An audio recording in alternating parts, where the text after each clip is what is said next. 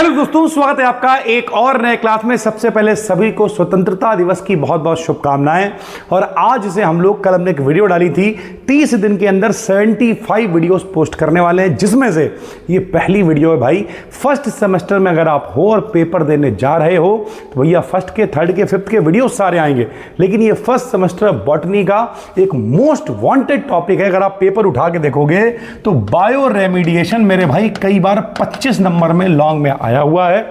इससे कुछ शॉर्ट भी कई बार बन जाते हैं, इन C2, एक्स C2, ठीक है। इफेक्ट क्या पढ़ते हैं, ओवरऑल ये 25 नंबर की जुगाड़ है मेरे भाई, ठीक है। अगर कोई व्यक्ति कोर्स में देख रहा है तो ये सारी वीडियोस वहां पर भी ऐड होंगी, बस आप लोग पढ़ते रहो मन लगा के भाई, ठीक है। तो चलो भाई शुरू करते हैं। बायो रेमिडिएशन होता क्या है भाई, बिल्कुल सरल भाषा में अगर हम आपसे कहें तो देखो, हमारे चारों तरफ पानी है, मिट्टी है, ठीक है। बहुत सारा क्या हो रहा है, उससे प्रदूषण हो रहा है। अब कुछ लोग कहेंगे कि मिट्टी की वजह से प्रदूषण हो रहा है, नहीं, मिट्टी में प्रदूषण हो रहा है। जैसा अगर हम आपको समझाएं, मान लिया आप पेट्रोल लेके घूम रहे हो भाई, ठीक, और पेट्रोल आपसे थोड़ा सा गिर गया मिट्टी के ऊपर, तो अब मिट्टी में क्या, देखो सरल भाषा में कहें तो जो तेल है, जो पेट्रोल है, वो प्रदूषण नहीं कर रहा है। मिट्टी और तेल का कोई लेना देना नहीं, लेकिन जब ये तेल मिट्टी के ऊपर गिर जाएगा तो हो सकता है उसके कुछ पोषक तत्व कम हो जाएं, हो सकता है जो उसका उपजाऊपन है वो कम हो जाए। यानी ओवरऑल बात करें तो भैया जब भी मिट्टी के ऊपर कोई एक्स्ट्रा चीज़ गिरेगी, कोई केमिकल गिरेगा, ऐसे ही हवा के अंदर अगर हम लोग बात करें, ऐसे ही पानी के अंदर अगर हम लोग बात करें, तो ये जो प्रदूषण हो जाता है उसे ठीक करना, और किसकी वजह से ठीक करना भाई, तो शुरुआत में लिखा हुआ बायो। बायो का मतलब क्या होता है, बायो का मतलब सरल भाषा में जीव, जीवों की मदद से। भैया लोग कहते नहीं बायोलॉजी मतलब जीवों का विज्ञान, तो जीवों की मदद से, तो हमने लिखा माइक्रो ऑर्गेनिज्म, यानी जो छोटे छोटे सूक्ष्म जीव होते हैं। उसमें कौन आ सकता है भाई, बैक्टीरिया हो गया, फंगी हो गया, प्लांट्स यानी पौधे भी हो सकते हैं। तो इन छोटे छोटे जीवों की मदद से, चाहे वो पॉल्यूटेड सॉइल हो, ठीक, चाहे वो मिट्टी हो, चाहे वो पानी हो, चाहे वो इन्वायरमेंट की हार्मफुल पदार्थों को हटाना हो, यानी वातावरण को ठीक करना, मिट्टी को शुद्ध करना, पानी को ठीक करना, हवा को ठीक करना, किसकी मदद से भाई, तो भैया माइक्रो ऑर्गेनिज्म। बायो मतलब क्या होता है, सूक्ष्म जीव, बायो मतलब जीव, ठीक है। और रेमेडी का मतलब क्या होता है, उपचार। तो यानी सरल भाषा में जीवों की सहायता से उपचार करना मेरे भाई क्या कहलाता है, इस प्रोसेस को बायो रेमेडिएशन कहते हैं हम लोग, ठीक। बिल्कुल आसान है, अगर 2 नंबर में पूछ ले तो आप शॉर्ट में लिख सकते हो। हमने उदाहरण भी यही लिखा है ताकि आपको कठिन न लगे। जैसे अगर मान लिया आपके पास तेल है और वो तेल गिर जाता है मिट्टी के ऊपर, तो मिट्टी पॉल्यूटेड हो जाएगी। अब उस पॉल्यूटेड मिट्टी में अगर हम लोग क्या करें, उसे ठीक करना है, तो कुछ बैक्टीरिया का हम लोग इस्तेमाल करेंगे। बैक्टीरिया क्या करेगा, जो ऑयल गिरा हुआ है उस ऑयल को तोड़ेगा, डिग्रेड करेगा, और उसे CO2 में यानी कार्बन डाइऑक्साइड, पानी में और अन्य सिंपल कंपाउंड्स में बदल देगा। मतलब ऐसे कंपाउंड में ऑयल को तोड़ देगा जो शायद मिट्टी के लिए नुकसानदायक नहीं होंगे भाई, ठीक है। तो ये केवल बायो रेमेडिएशन क्या होता है और उसका उदाहरण, क्योंकि आपको पता है कई कॉलेज ऐसे हैं, कई यूनिवर्सिटीज़ ऐसी हैं जहां शॉर्ट में 2 नंबर वाले क्वेश्चन आते हैं। तो अगर आपसे सिर्फ इतना पूछता है तो आप केवल इतना ही लिखोगे और आपको नंबर मिल जाएंगे भाई, ठीक है। लेकिन अगर आपसे लॉन्ग में पूछता है तो आपको आगे भी लिखना पड़ेगा भाई कि भैया इसके प्रकार कितने होते हैं। तो इसके 2 प्रकार होते हैं। एक होता है इन C2, जिन भी बच्चों के पास बायोलॉजी है भाई, आपने 12th क्लास में पढ़ा होगा जैव विविधता। और जैव विविधता को संरक्षित कैसे करते थे, तो या तो वहीं पे संरक्षित करते थे जहां पे वो होती थी, कि मान लिया कहीं पे देखा कि शेर बहुत हैं तो वहीं प्रतिबंधित एरिया कर दिया कि भैया मनुष्य यहाँ नहीं जाएगा, पेड़ नहीं कटेंगे, ये वो सारी चीज़ें। और या फिर उन्हें उठा के कहीं भैया चिड़ियाघर में ले जाकर रख देते थे, कोई अभ्यारण्य वगैरह बना देते थे। ये सारी चीज़ें आपने पढ़ी होगी भाई, ठीक। तो इन C2 का मतलब होता है वहीं पर जहां पर दिक्कत है, जहां पर मिट्टी खराब है, जहां पर प्रदूषण हो गया है, वहीं पर उसे ठीक करना इन C2 कहलाएगा। तो इन C2 का अर्थ होता है उसी जगह पर, यानी इसमें जो पॉल्यूटेड मिट्टी है या पानी है को उस जगह से नहीं हटाया जाएगा, उसी जगह पर माइक्रो ऑर्गेनिज्म की हेल्प से पोल्यूशन को कम करने की कोशिश करी जाएगी भाई, ठीक।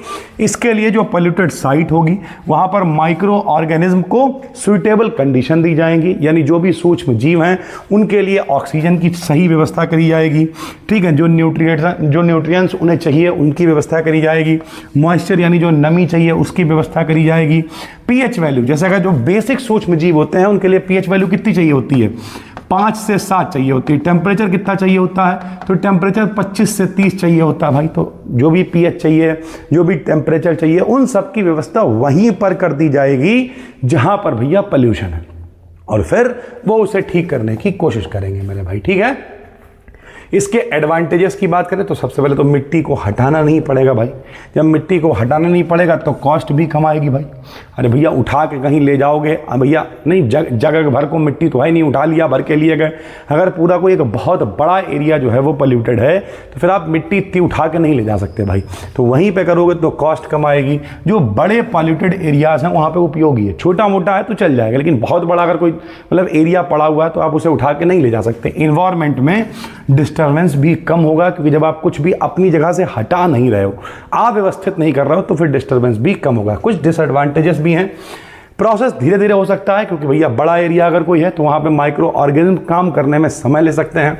टेम्परेचर, पीएच, ऑक्सीजन जैसी कंडीशंस पर डिपेंड करता है। अगर ये दिक्कत, जैसे मान लिया सिरका बनते थे, हम लोगों के घरों में जो सिरका बनता है, आपने देखा होगा, जो बच्चे गाँव से होंगे, माइकोडर्मा एसिटी जब भैया 25 से 30 टेम्परेचर मिलता है, 5 से 7 पीएच होता है, 1 हफ्ते में सिरका बन जाता है। लेकिन तुमने सुना होगा मम्मी कहती हैं कि जो है वो सिरका उतर गया। क्यों उतर गया? मतलब ठंड ज़्यादा होने लगी। जब ठंड ज़्यादा होने लगी टेम्परेचर गिर गया, जो बैक्टीरिया थे डीएक्टिवेट हो गए, फिर भैया वो घिनौना लगने लगा। फिर मम्मी क्या करती थी, तो उठा के मतलब धूप में रख दिया, धूप में रखा, थोड़ा टेम्परेचर उन्हें मिला, दोबारा एक्टिवेट हो गया वो। तो ये जब प्राकृतिक तरीके से चीज़ें होंगी भैया तो ये सारी चीज़ें रहेंगी भैया, ठीक है। तो इस प्रकार से जो है हर बार डिसएडवांटेज की बात यही है कि प्रोसेस स्लो हो सकता है, टेम्परेचर पीएच नहीं मिल पाएंगे, और हर बार जो है हर पॉल्यूटेंट को जो बैक्टीरिया है वो डिग्रेड नहीं कर पाएंगे। जरूरी नहीं है कि मेरे भाई वो बैक्टीरिया हम लोग ढूंढ ही लाएं जिससे हर तरीके का जो पॉल्यूटेंट है वो डीएक्टिवेट हो जाए या डिग्रेड हो जाए भाई, ठीक है। दूसरा तरीका है एक्स सीटू, इन सीटू वहीं पे ठीक करने की कोशिश। एक्स सीटू उठा के ले गए और कहीं लैब में प्रयोग कर रहे हैं, प्रयोगशाला बना रखी है, इस तरीके से काम कर रहे हैं, तो एक्स सीटू का मतलब होता है स्थान से बाहर। इस मेथड में जो पोल्यूटेड सॉइल, जो मिट्टी होती है या पानी होता है या जो भी चीज़ है भाई, उसे ओरिजिनल स्थान से हटा देते हैं, रिमूव कर देते हैं और दूसरी जगह ट्रीटमेंट उसे दिया जाता है। इसके लिए कुछ टेक्निक का भी इस्तेमाल करते हैं, जैसे बायोपाइल टेक्निक है, ठीक है, कंपोस्टिंग है, बायो रिएक्टर्स हैं, लैंड ट्रीटमेंट है, इन सब टेक्निक्स का इस्तेमाल किया जाता है। इसके एडवांटेज की बात करें तो भाई जब उठा के ही ले जा रहे हैं, एक आप फिजियोथेरेपी वाले को घर पे बुलाओ तो वो बेसिक सी थेरेपी करा देगा, बेसिक मशीनें उठा लाएगा। अब आप उसके घर जाओ तो उसके बढ़िया बढ़िया मशीनें होंगी, आंसर टेंसर लगा दे, लटका देगा, तो मैं कुल मिला के खींचेगा, टांगे वांगे सही हो जाओगे यार। यानी ओवरऑल प्रोसेस अच्छी तरीके से कंट्रोल किया जा सकता है।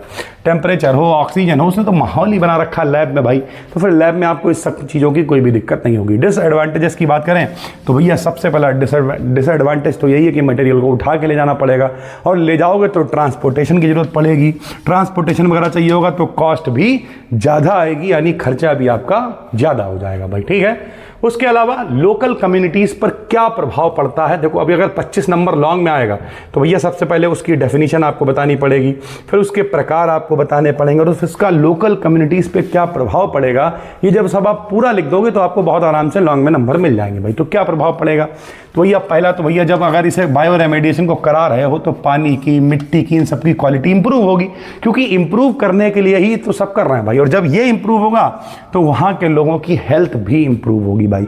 कई इंडस्ट्रियल एरियाज होते हैं, कई लोग हैं जिन्हें हम जानते हैं जिनका घर फैक्ट्री करीब करीब है, तो वो कहते हैं यार वैसे ही हम लोग छत पे उठते हैं तो सुबह सब काला काला बिखरा हुआ होता है, क्योंकि मान लीजिए कोई चिमनियाँ हैं, वहाँ से कोयला आ रहा है, ठीक है, या फिर हानिकारक गैसें उत्पन्न हो रही हैं। उस लेवल पे हानिकारक नहीं, क्योंकि भैया भारत में हकीकत यह है जो विदेश वालों के लिए हानिकारक है वो हम लोगों के लिए नॉर्मल है। तो यहाँ पर ठीक है लाइसेंस वगैरह मिल जाता है, लेकिन ओवरऑल जब ये क्वालिटी सुधरेगी तो हेल्थ में भी इंप्रूवमेंट होगा, एग्रीकल्चर में बेनिफिट होगा, मिट्टी अच्छी हो जाएगी तो खेती आप अच्छी कर सकते हो, रोजगार बढ़ेगा। अब रोजगार सर जी कैसे बढ़ेगा, तो मेरे भाई अगर आपको बायो रेमेडिएशन कराना है, चाहे सामान उठा के ले जाना हो, वहीं पर कराना हो, भूत थोड़ी करेंगे आके, उसके लिए लोग तो चाहिए होंगे ना, तो उससे रोजगार उत्पन्न होगा, मिट्टी की क्वालिटी ठीक होगी तो वहाँ पर खेती बढ़ेगी, उससे रोजगार उत्पन्न होगा, और इन्वायरमेंट में जो है वो प्रोटेक्शन होगा, यानी वातावरण भी सुरक्षित होगा जब सारी चीजें अच्छे से हो जाएंगी भाई, ठीक है। इसका सबसे बड़ा एडवांटेज यही है कि इसमें जो लिविंग ऑर्गेनिज्म होते हैं, जो सूक्ष्म जीव हैं, जो जिंदा सूक्ष्म जीव हैं, उनका प्रयोग करके पोल्यूशन को नेचुरली या कंट्रोल बायोलॉजिकल प्रोसेस द्वारा हम लोग कम करने की कोशिश करते हैं। यानी ओवरऑल बायो रेमेडिएशन अच्छा ही है, निगेटिव इफेक्ट इसके बहुत कम ही है मेरे भाई। तो उम्मीद करते हैं ये टॉपिक आपको समझ में आ गया होगा। भैया 25 नंबर में ये लॉन्ग में आता है। कुछ लोग ये भी पूछते हैं सर जी कितना लॉन्ग लिखना चाहिए, क्या करना चाहिए।